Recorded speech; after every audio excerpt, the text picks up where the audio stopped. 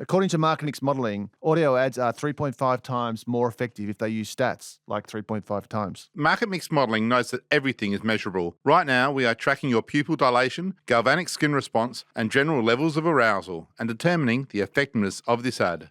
Or if you want to get serious about measuring effectiveness, talk to Mutinex. They're the world's leading SaaS provider of market mix modeling. Marketers, think of it as a growth co-pilot. Mutinex. Make better decisions. The things that we can do as a creative industry are massive. You can put it on social, you can make it an activation, you can make it into a beautiful, sad, funny, hilarious film, like whatever.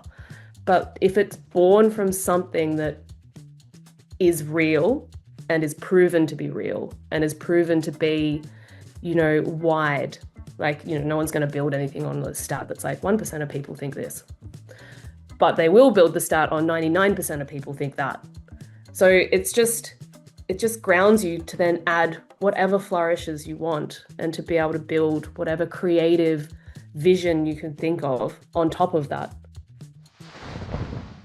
G'day, Adam. G'day, Brent. How are you?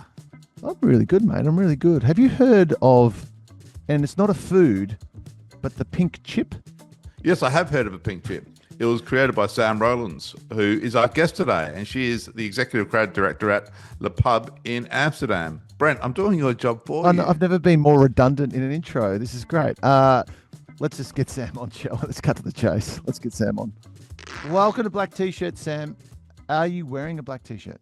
I'm wearing black. Yeah. It's not technically a T-shirt, but I think most of my clothing is black, so it maybe qualifies maybe halfway there.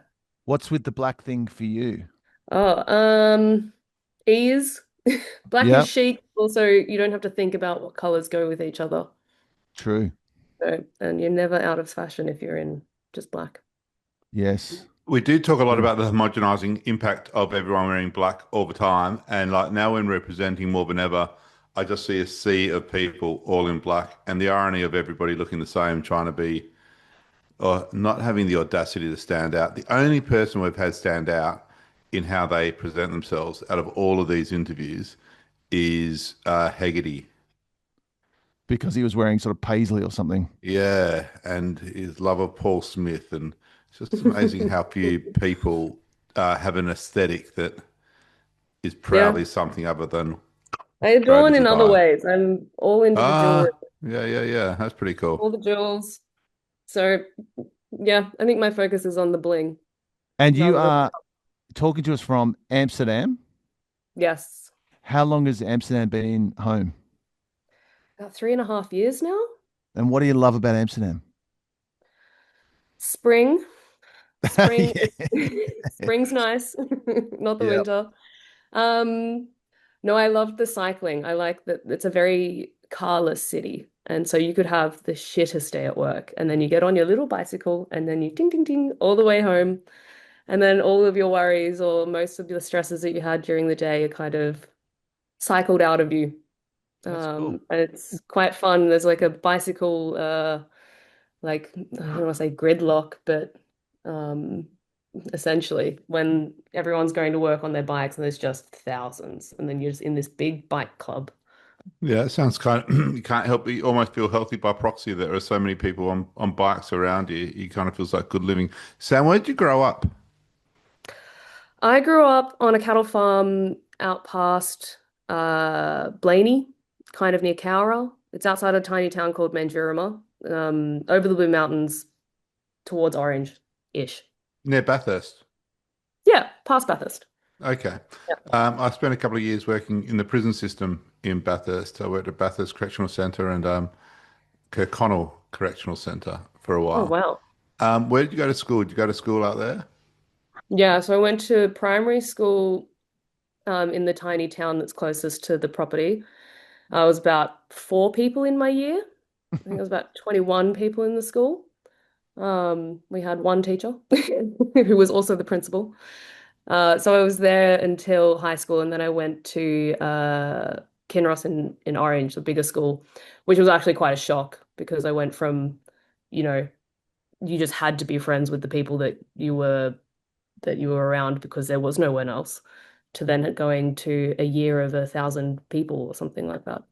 So all through primary school, I guess there weren't cliques then. There weren't the cool kids and the techie nerds, and everyone was There just was one cool kid, one that was. jock, one. Yeah, one of each. Yeah. Yeah. It How, was it was it was kind of great, I think, growing up like that. Especially like, from a farm where the way of life is way, way different. It's sort of you just between my farm and my friend's farm, we used to ride our shitty horses that were like 100 years old through someone else's farm and meet in the middle and hang out. And then you kind of get to high school where you're one of many, many, many, many, many, and you kind of realize, oh, like, you used to be the best swimmer in the school because there was only two people that could swim. And then you're like the worst. And you're like, oh, okay. this I is see what where it's about. And the yeah. and the dream to be in advertising, did when did that come about? I Or didn't even know advertising existed until I accidentally was in it. Like I Yeah. had absolutely no idea. I thought my brother and I used to make up ads sometimes when we'd watch TV, when we were kids, and we'd be like, oh, we'd come up with something for Tic Tacs, and we'd be like, we'll send it to the Tic Tac company, and they'll make it. We had absolutely no idea. So I actually was a fashion designer first, and that's what I really wanted to do, and I was so obsessed and driven with one goal to be a fashion designer. And then I finally got there, moved to Sydney, went to UTS, moved to London, did all of that, and then became one. And I sort of looked around and I was like, oh, this is not actually what I thought I wanted. Like it wasn't as creative as I wanted. It wasn't as like big and bold as I wanted. It was sort of like you making either black, white, or striped things. And it just whatever the big dogs are doing, you just make a smaller version of that. And it has to be at a small price point because if you're in ready to wear, and like you are either expected to just like fit into that conformity or you have to make your own business. And sort of at that time, I wasn't really interested in trying to figure out how to have my own label. So I was a fashion designer first. And that was a hard blow when you've like been so obsessed with one thing that you want, and then you get there and it sucks. And then you're just like, I'm lost now. What fuck? What now? Like I actually don't have a backup. So then I had a good hard look at myself. I was working in a fashion brand at the time, and they actually went under, which made me like forced me to rethink of everything and sort of change, I suppose, my direction. And I was realizing that tech and innovation and websites and apps were sort of on the rise and not going to stop being on the rise. So just out of being tactical, I went back to uni and did a postgrad of UX UI web design. Where'd you do that? Did you do that in Australia or did you do that in London or where'd you do No, that? I did that in Australia at Yeah. Torrens, I think. Okay. Yeah, so I was sort of working in a creative agency that built, Grumpy Sailor. I was working there for a little bit as kind of like a studio manager slash. I know one, but I don't know that agency. They do like really experiential work. It's really quite cool work they do. Um, and so I was doing my UX UI work and web development university restudying then. And then they actually helped me get a few freelancing gigs because I wasn't going to be a studio manager. That was also a terrible decision. I am not an EA. That was bad for everyone. And then I got a role in The Works. It used to be called The Works as a freelancer, and that was my ah, first into advertising. I that saw was I right. saw art directors and creatives, and I was like, what are they doing? And then I had a dawn moment. I was like, oh, that's what I want to do. So then I had to do the whole move over from web design and being like kind of And graphic design. at the works, you met Paul Swan, And I who met was Swanee. who was Ryan Reynolds on He one of was our a poor imitation of Ryan poor Reynolds on imitation one of of one. our podcasts. That's that, which seemed like a good idea at the time, didn't it, Adam? It did seem it still rates really high because the episode has with Ryan Reynolds, and I think lots of people go onto that particular episode. It's just So you Swanee. might so you might become Scarlett Johansson. Yeah, thank you. I couldn't Yeah. think of a single famous person to Perhaps. finish that sentence. No, I think we'll just go with Sam Rowlands. That's fine. Yeah, Hey cool. Sam, before we sort of that was a whirlwind of sort of your life getting to advertise, but I'm sort of interested just going back a little bit to life on the farm and in the small town, and I just wonder how do you think that helps shape your creativity? I think I think farmers actually have to be quite creative. It's something that's so I didn't really think about it before, how farmers have their own business essentially. You just kind of think farmers are farmers and they just off they go. But it's both related to creative problem solving, but also the stock market, funnily enough, because they have to know when to buy and sell. Because like we're breeders, and my dad is actually a very secret greenie, which I love. Like Mm. he's very obsessed with like we're carbon positive and all this kind of stuff, but he won't tell anyone because Hmm. I don't think everyone in the industry is like that. We have a whole nature reserve section that is just for all of these random native Australian plants that he's found, and he's like, oh, we can't, we have to protect them. So that's just him. That's really nice. But I'd say I have quite a lucky situation where my family is quite creative. I've got an artist aunt. My mum and grandmother were ceramicists. Um, so I think I did grow up in like an environment that was like, you want to be a fashion designer? Cool, go for it. Like rather than sort of, oh, but maybe you should be an accountant, or maybe you should Yeah. sort of come back down to earth. And if we fast track now to, you've taken all of that, you've had a career along the way, and you're now the executive creative director at Le Pub. How do you uh, create a culture of ideas? How have you gone about doing that? You haven't had the role for that long, have you? So, No, I would say I'm figuring that part out. I don't know. I think like I had some great advice from a mentor previously that was jot down all of the things from your previous leaders that you've had, or your mentors, or your managers that you loved and you hated, and write them all down and just really try and focus on all the shit that you loved and really try and do those for everyone. Because I think it's so easy to be like, oh, well, they were like this with me, so I'll be like that with them. But at the time, I hated it. I hated being micromanaged. I hated feedback that was maybe given in a abrasive way or which however way we want to say. So I think for me, and like it's a challenge every day, there's so many different personality types out there. Some that you just absolutely did not prepare yourself for or really realize you should be looking at them in a certain way or talking a certain way. Some people really need certain drivers. So I think a big challenge for everyone, especially when you get to a stage of like being challenged with leading or trying to mentor or anything, is looking at yourself and how you are and how you act to then try and help.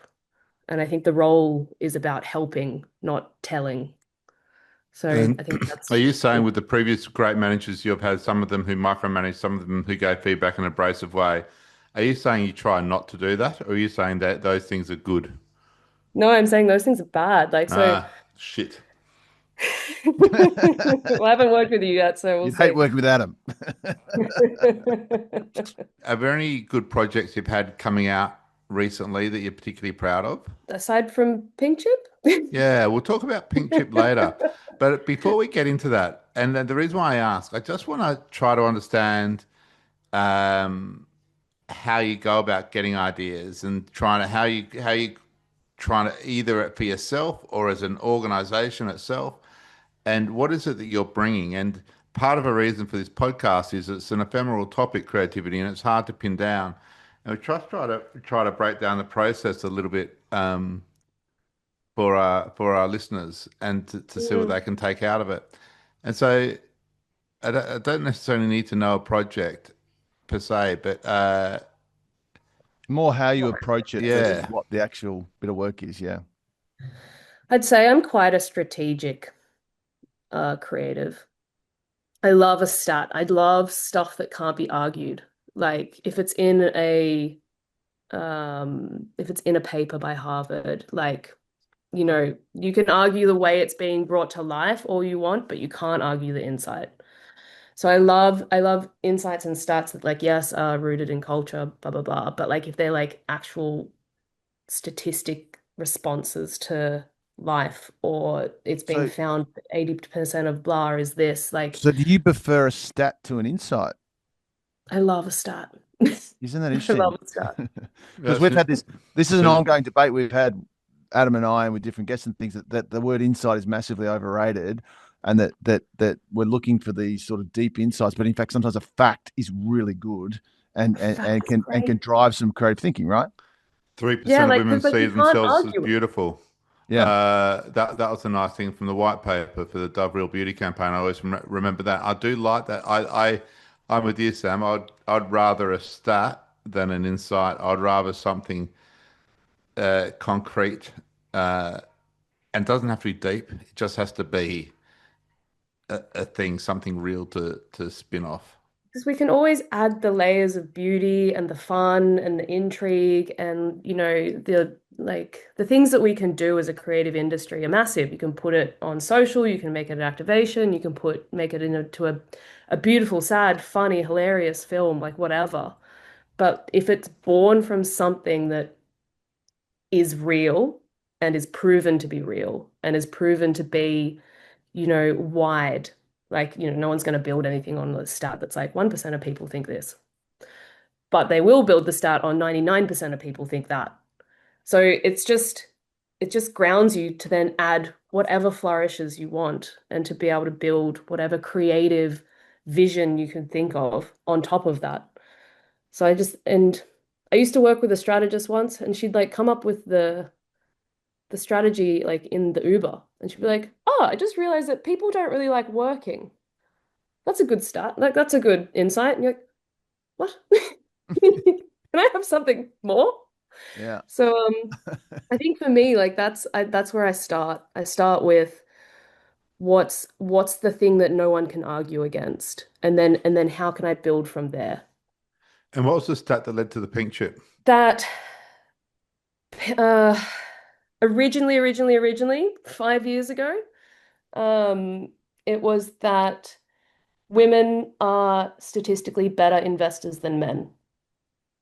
Because it doesn't matter, does it? They just If are. this, It's a with the fact, Adam. stat, it doesn't matter. Yeah. But just a little, let's have a quick little segue.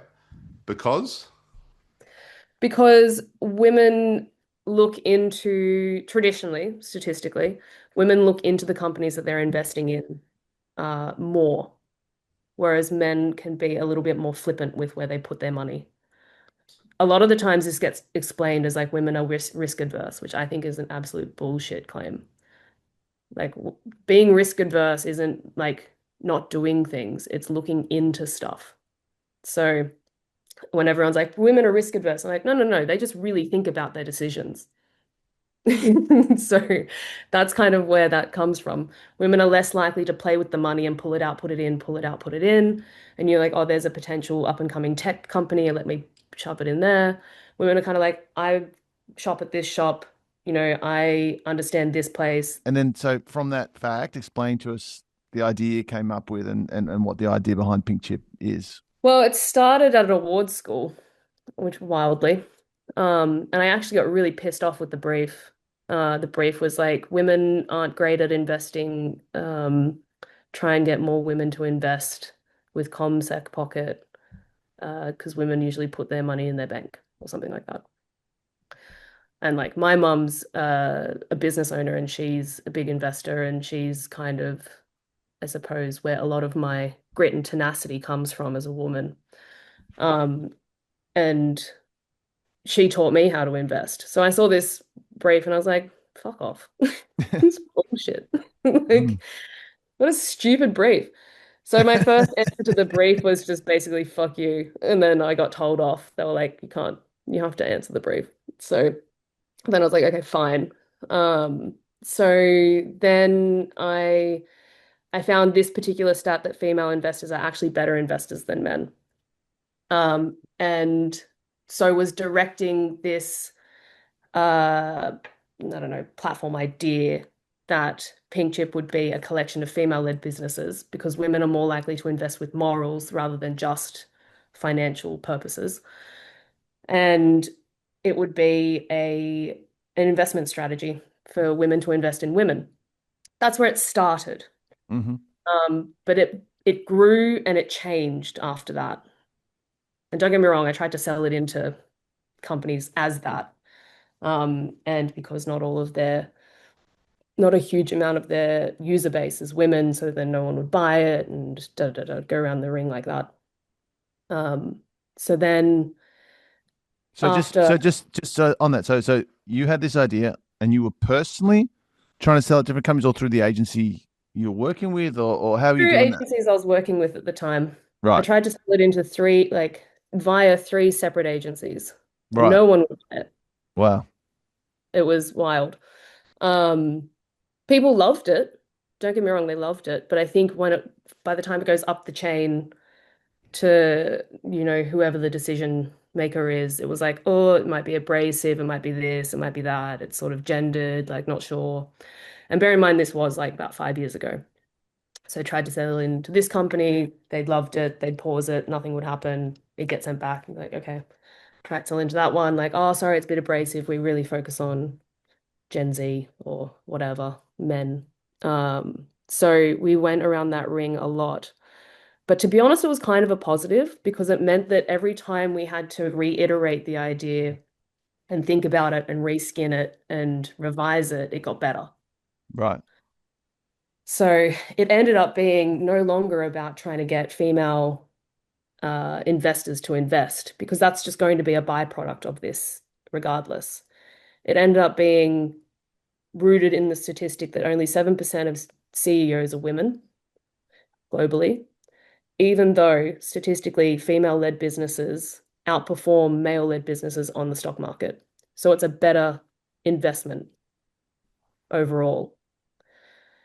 And then the other stat that really kind of pissed us off, even though that's a fact, when a female leader is appointed, those stocks can drop to 2 to 3% just because of the gender, and it does not happen to the male equivalent. So she's this female leader is walking into a business that's already lost probably billions. When you think about 2 to 3% in a company that's public, that's it's in the billions. It's about 6 billion could be. Um, just because of her gender, so she's already starting on a back foot. Even though statistically, if you invest in that company, it's going to outperform the rest. So it's kind of everyone's just kind of shooting themselves in their foot with their bias. And so that was really sticky. And we were like, oh, perfect. Like this is There's a a tension. great tension and Yeah. great sort of thing for people to realize. And there's so many studies about how female-led businesses outperform. Mm. Like S&P 500 has their own, or S&P Global have their own like researchers and studies, and they report on this. But no one does anything with the research. Like nothing's happening. People are just talking about it. So like, okay, well, let's prove it, and we'll benchmark it against the S&P 500 and show that it outperforms the mass and outperforms the norm. And so that's the tenuous sort of few years of creating that, and that was our purpose and drive. And then who was the client? The Hero and UN Women, but we got them after we made it. So you made the index, and then you found the client to support you getting the index out there. And what was the client's name? What does the client do? The Hero, it's a investment platform in here in Europe. It's one of the largest in Europe, but it is specifically for Europe. You can invest globally though, but yeah, kind of like And the concept product but for Europe. and is it going to become an investment package, or is it purely a index to measure the performance of female-led companies versus other companies? No, so you can invest in it with DeHero, and we're actually now in conversations with other companies and other platforms about also creating it as like uh, bundles. So it was always envisioned to be an ETF, and then I found out it costs about $2 million to make an ETF. So I was kind of like, okay, we need to pivot. Um, but you can still invest in it. It's like there's other ways to create ETFs that aren't just an ETF, because an ETF essentially is like all of like little bits of the company, but you don't even get to own those parts of the company. You just own like a part of the basket. Who owns this now? Who owns the pink chip now? Can I ask? Is it yours or is it because you've now moved agencies and you're still with this thing? Can Yeah, I? so yes, yeah. I we have started it as a business. Um, it's also interesting to know that, which I didn't realize, advertising agencies specifically aren't, it's very tough regulatory to have any uh, link with a financial, especially investing company, because it's seen as like what do you want to call it? Like competition or A ethics. conflict of interest in some way. And so Yes, you own it exactly. separately, and now you can still work on it almost as your own client at the pub. So you'll still work on it. Yeah, so we're moonlighting as a business at the moment. Brent, you know the reason why I'd make a crap CMO? Risk and compliance meetings? Apart from that, it's really, really complicated, and it can also be incredibly slow and tough. For example, like how do you decide how much money to put into brand spending? Yeah, it's a big decision. And I think we've seen a lot of marketers be really addicted to the drug of performance marketing, which gives you an immediate payback. But I think you really want to be understanding the long-term benefits of brand. You need to measure that over time. And you need to also understand that if you start trading off, spending more on brand, less on performance, you need to know straight away, is that working? Is it delivering? And so you need some sort of model to do that. Without a model, I don't know how you'd even start. Such as what? Well, Mutinex. It's the best one out there. It's the best one out there, man. It's SaaS-based. It's really one of the most cutting-edge marketing mix models you can get. And if you have got hard questions that you're trying to confront as a marketer, I would thoroughly recommend a tool like Mutinex. They're also the sponsor of this show, right? Yes. Yeah, excellent. It's kind of fascinating, I think, for people in creative agencies who come up with an idea and then their side hustle becomes a quasi business in its own right. And then they have to manage their day job and get permission to do the side hustle and try to prove that each one is going to add value back into the other in some kind of way. And I think it's a dynamic I'm seeing a lot more of as everybody's encouraged to have their thing on the side. And I don't think the corporate world has kind of quite gotten their head around the fact that people will not dedicate 100% of their time, energy, and resources to their employer. They will want to do other things as well and and especially if they're creative, have other creative pursuits. I think it's so expected. I remember like when I was a junior, and you'd constantly get told like, don't just only do work. Your book is better if you have photography, art, whatever, like write poems, do something else. You need to have something else to then also be highly valued in being a creative. And so there's always been this kind of dichotomy of like expectations of like you have to be someone else outside of work. You can't only be advertising.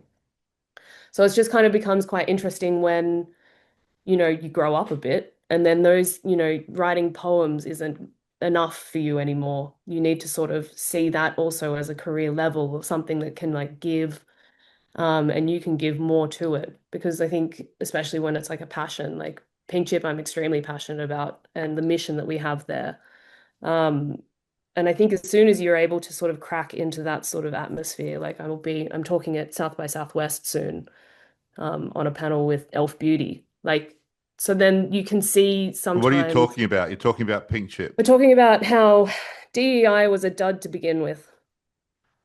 It's a Okay. very spicy topic. Tell us more. What? Why? Well, so as we know, DEI, I suppose, in businesses is clubs. It's a cute little club in the business. There's a DEI team teaching everyone about secret bias or, how to make sure that you're being equal and polite and giving, enough visibility to female talent as male talent in your ads or whatever. Like, but it's just become this little club within companies that has been run by women and people of color, which is beside the point.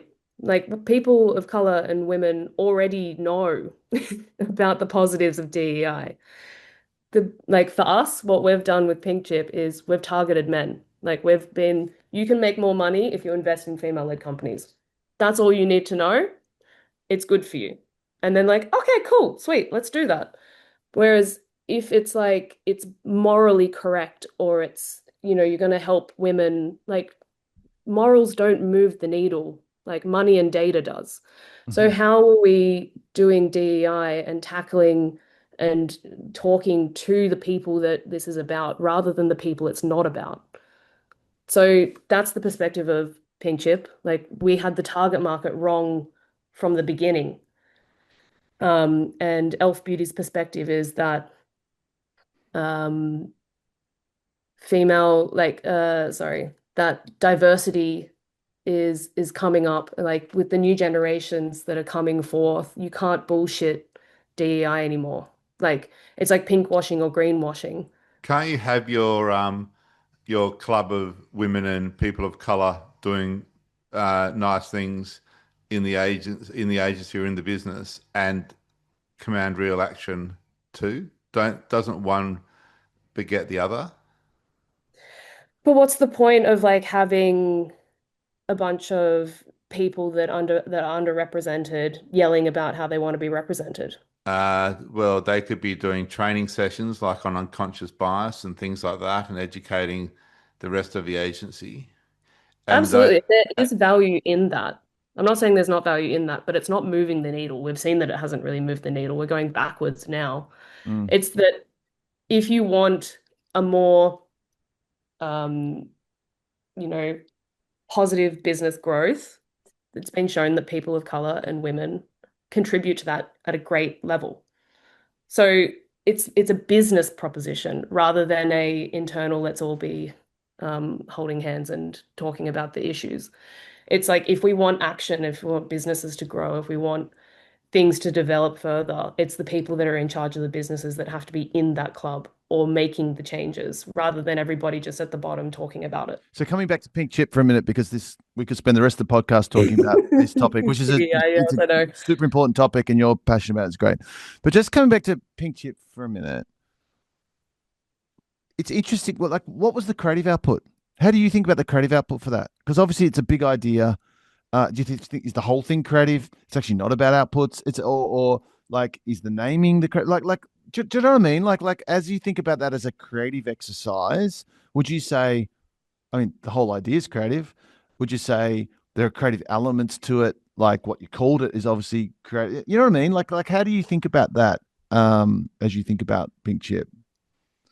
I think there's so many ways to define creativity. Like I would say that it's a very creative, strategic approach to a problem. But, I won't say that, it's been the most creative film in the world. It's not sort of like really flipping something on its head and making people laugh.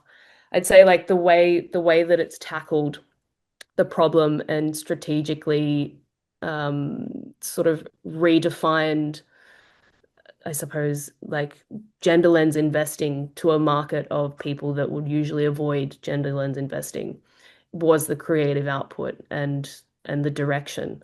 I think also the name, and also shout out to Claire Stapleton.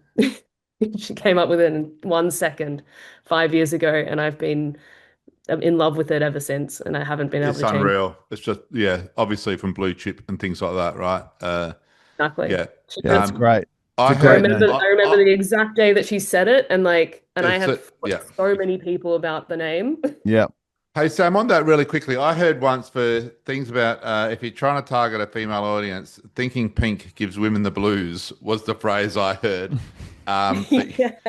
but you've obviously don't agree, and Well, that's not even honestly, it was such a challenge. yeah. So we were going through it, and everyone was loving it, and it was being made, and we had the agency approval, and we were getting UN women involved, and everything was happening. And then it just took one person to be like, "Don't you think like pink is like, you know, pink it and shrink it, which was like the whole Yeah, that's right. with like marketing to women. And then we had to do an entire testing market situation, see what people thought about the name Pink Chip. And you know what the Interesting. thing is that saved us? The Barbie movie. Of course, Pink became never had more The cultural thing. power, did it, than after Barbie. Exactly. The testing we did beforehand, before the Barbie movie, it was still pretty fine. People were like, "Oh, it's clever, I get it." There were some people, most of the people that didn't like it were the people that you wouldn't want to talk to anyway or associate yourself with anyway, so that was fine. Um, but then after the Barbie movie, it was just Yeah. Well, that's the power of culture, dare I say. And it's also the power of testing. Well, That's a crowbarred good segue. Good segue. if ever there was one. Do we But call it, Adam? Do we call it Le Pub Test today? oh no, it's Oh. just the Do you see what I did there? oh yeah, yeah, that's great. It's not the pub test. Today's Le Pub Test. Does that mean we're going to have to change our little promotions and internal no. thing? So No. we're so on the pub test, we take your creative idea and we take it to a bunch of people in a pub and we ask them what they think of it. So we're all pretty enamored with the Pink Chip here, but let's hear what people in a pub actually think of it. This is what they said. The Pub Test is brought to you by Dealy, the insights platform where ideas go to grow. God, these investing videos it just always feels like there's some kind of ulterior motive to just take my money. I don't think it really changes my perspective around investing. I'm not an investor, but if I were to invest, I wouldn't be looking at the CEOs being male or female. I would just look at which one gets me better returns. And the fact that female CEOs do get better returns, I just want to look at the numbers. I wouldn't be looking at whether they're male or female CEOs. Would I be more likely to invest in a business with female CEOs if I knew they get better returns? I mean, totally. I mean, that's kind of a given, right? Is this advertising? They're advertising. They're advertising a product, aren't they? I think there's a lot of inherent kind of misogyny in traditional business, for sure. I think as well too, maybe there are more studies that have been done like this, but they, I don't know, maybe aren't reported on or haven't been popularized. I think there's a general fatigue, which is bad. I think there's a general fatigue around kind of this women in business, women in STEM, women CEOs. I think there's a fatigue around that, and I think the consumers are kind of switching off. People are just sick of hearing the same kind of narrative pushed over and over again. It's an ad. It's a big old ad. I mean, think about it. If you're a business, you want to get a competitive edge. So if the competitive edge is female leadership, then it makes total sense. I was really shocked when I watched this YouTube video. It genuinely shocked me because I just didn't know this. So I think the fact that there aren't more female-backed businesses, female CEO-backed businesses, makes me question whether people aren't choosing them because they're female CEOs. Because if they look at the numbers, then they'd be backing these businesses. It looks enticing, like if I was an investor, maybe this is make me feel good about my choices, and it kind of feels like greenwashing, but pinkwashing, Does it pass the pub test? Yeah, it does actually pass the pub test. Putting women to the front, which is great, but I just still feel like there's an ulterior motive here. Doesn't pass the pub test. So yeah, I think it does pass the pub test. Discuss. What rings true there, or what do you want to rail against?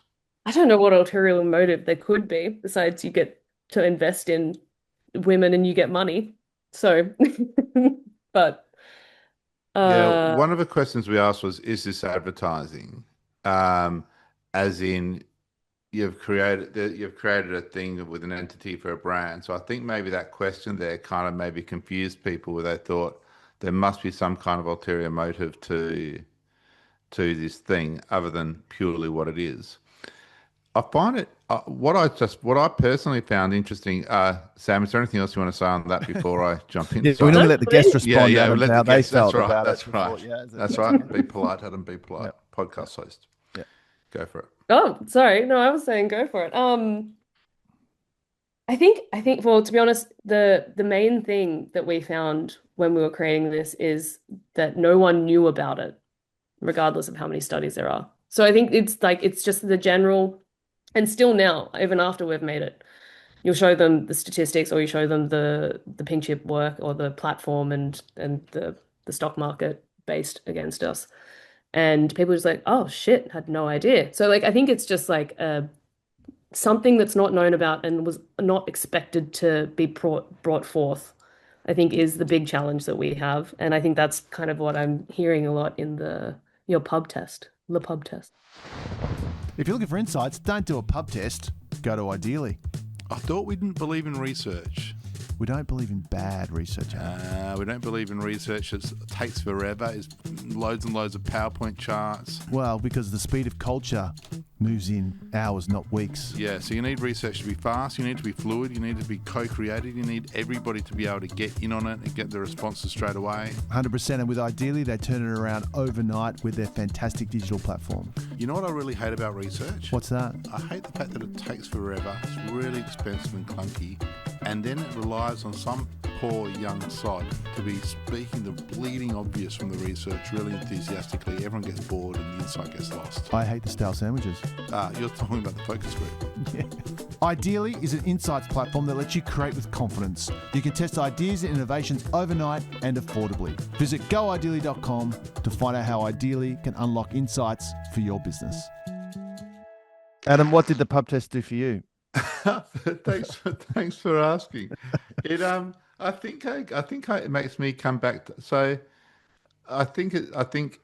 It makes me come back to my very first question, why, which you said is around detail and analysis versus being risk averse. So the numbers that are presented in the pink chip are phenomenal, and the fact that that research exists and is completely ignored is really interesting, and probably inherent bias and misogyny. But if something's presenting as too good to be true, then you have to fill in the gaps. And so you're going to fill in the gaps as a consumer by either saying, there's an ulterior motive there, or that's all bullshit, or because. And it makes me want to understand the because. So why are female CEOs better? Explain that to me. Then I'll believe the data. Then I'll do it. And I reckon, and I think that's a wonderful Conversation starter to say this is why it's the case. That's what it did for me. Yeah. Hey, Sam, I'm interested in what it's done for your career. So tell us about what's the difference before pink chip to after pink chip. Like, what's it done for you in terms of changing your career trajectory and, God, it's done a lot. I'm sure it has. It has. I think also I was so one-track minded maybe about getting this live. And I was just like, after awards, I was like, just want to make this. I just want to make this. I just want to make this. As soon as I make this, when I make this, after I make this, finally made it. And the recognition that has come from it is like way bigger than I ever expected, which has been amazing and really like emboldening, really. But so I think the other thing is because it's something that I came up with for awards school. It's been something that's come along with me for such a journey. And I think the story as well of the fact that it was something from a creative competition that was not a brief like that's going to be made or anything like that, to being made. I think that story really helps and has really helped my career. Because it's I think it shows tenacity and grit and determination amongst anything else. But like, it's sort of like it's been a recognition to help me get further in my career, to also sort of learn a lot. Like the amount of learnings I've had from this one particular piece of work and project has been massive. Like, you can't do this shit alone. There's absolutely no way in hell. Like, yes, it was an idea from award school, but it wouldn't be what it is today without everybody that's helped me along the way. Or, when I was feeling burnt out and needed a break, that someone else was there to help pick up the pieces and help me figure it out and like bash the idea and the target audience around with and challenge the agency on the name and everything. Like this kind of stuff is absolutely not a one man band at all. So I think that's really helped. Learning how to t work with people, learning even the structure of like agencies and business. You know, you have to sort of try and do as much as you can to make the next person's life easier for if you want their help. You can't just go, this was the problem. We'd go to an agency or a company and be like, here's the idea on a page. We've figured out all the details. Buy it. And they'd be like, no. Who are you? Why? No, go away. So it's got to a point where we're like, okay, we have to make it and then show them and then be like, you can just slap your logo on it. That's all you have to do. Very, very easy for you. Then you get yeses. Or, we got the partnership with UN Women. And then you do all the due diligence and all the crap that you never thought you'd have to do as a creative because you're just there to make ideas, doing all this business shit. And then you kind of go to the MD and like, right, this just needs a signature and for you to read it. And they're like, oh, I can do that. Easy. So I think it's made me better in figuring out how to get stuff done in a way that doesn't put something on someone else's plate that's probably already got 10 full plates. So aside from like accolades and recognition and, now doing talks and, speaking with you guys and all these things for myself, I think it's also, and my reputation, I think it's more so helped me learn really fast and hard how to navigate this business and this really, really fast and changing business in a way that can kind of not get constrained by a lot of the hurdles that we see creatives getting stuck with. Great answer. And obviously, I'm sure you had options. What drew you to Le Pub? What makes Le Pub different? Like why are you excited to be there? It's funny enough, it's sort of well, like they're in a huge growth moment. They're also challenging a lot of businesses. They have really interesting work coming out a lot of the time. So that was quite good and quite amazing to sort of witness and sort of, Pink Chip was up against pub museums for a couple of the award shows. And like it's just kind of you're watching it, and my fiance's Irish. So we're just like watching that and just being like, wow, fuck, I wish I did that. Like those moments. And so um I met Kika and she's amazing. She's the CCO of Le Pub. And we had really nice chats about what we wanted to do there and what kind of vision and everything. And so it just sort of seemed like a place that would listen to the weird, crazy, strange ideas, and be very open to proactive. But there was another thing that was kind of quite interesting. Like, I think there's a lot of agencies now going through a motion where they are project based. And a lot of the time you get told the best kind of work you can make is when you have amazing relationships with your clients. But if you're in a project-based company, like literally impossible to try and have a relationship with a client that you can text and be like, oh, I came up with this idea, or the team has an amazing concept for this problem that you've got, like because they just come in, they just do this, and then they leave. So the fact that the pub has all these amazing relationships with clients, that was also a huge thing because then you can feel like you can start getting into that stage of a creative relationship with a brand and build something with them. Because a lot of the times, yeah, I've been in a lot of project-based agencies, which is great. You get to do a lot of different things and it's a lot of quick learning and you get to get a lot of brands under your belt in one go, but it does sort of make the big ideas harder to achieve. Sam, we've covered a lot of ground from being in the country, growing up as a kid, to carrying the pink chip through your entire career, in and out of fashion along the way. A lot of tenacity, a lot of spirit, a lot of spunk, a lot of intolerance of I'll say Dickheads. wokeism, dickheads, Dickheads. dickheads, and wokeism. How would you sum up if you had to put your creative philosophy on a black t-shirt, Which is one of the questions we ask all of our guests. What would be your creative philosophy that you would wear? Just like, fuck it, ask for forgiveness later. Like, ask for permission after you've done it. So fuck it, ask for forgiveness later. Later. Yeah, ask for permission later. It's a bit of a spicy one, but in the Fuck it, context of ask for work. permission later. With the fuck it at the beginning. So fuck it, ask for permission later. Yep. Cool. Especially Nice. when it's just specific about work, not about anything else, because I can see that would be a very spicy sentence. Yeah. Okay. In brackets, when it comes to creativity.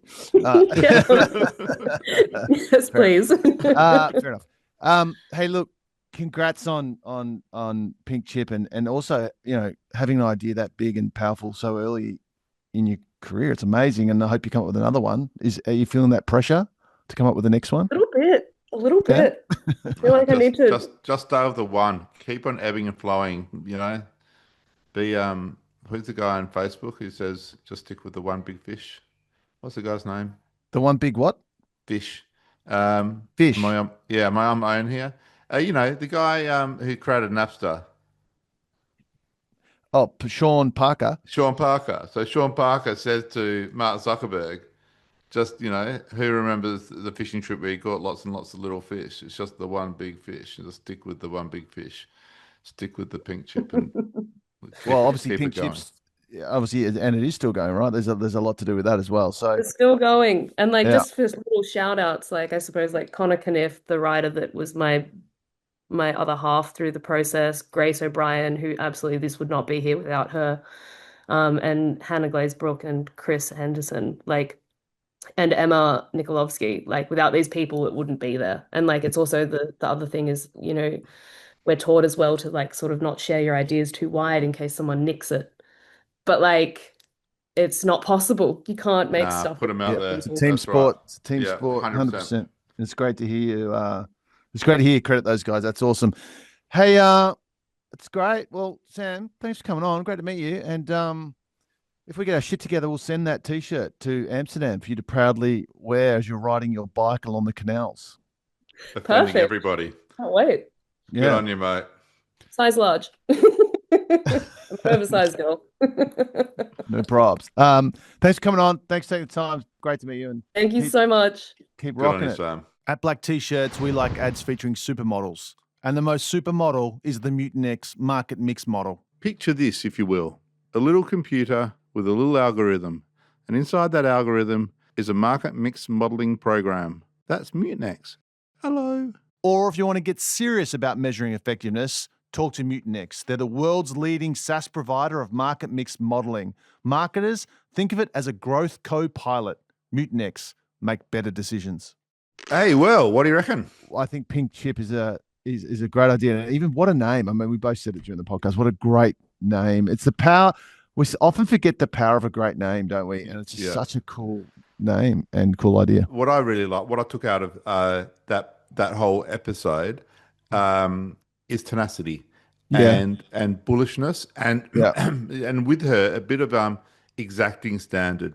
And I got the same thing as when we spoke to Kim is if you're gonna turn up, be on your game and follow this through. And so I kind of I like that. And I know that Peter Thiel, when he not that I'm a fan of his, but wrote a great book From Zero to One.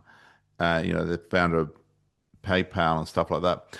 When he employs people, he just looks for people who have done something great, achieved something really, really good, and that's all he looks for. Somebody's achieved something really good, because in doing that, there's a whole lot of skills, like tenacity, enrolling other people, bringing on people on board, sticking with staff, creativity, all of that stuff. And I think that's all displayed in that project from award school through the various agencies she's been at and into Le Pub.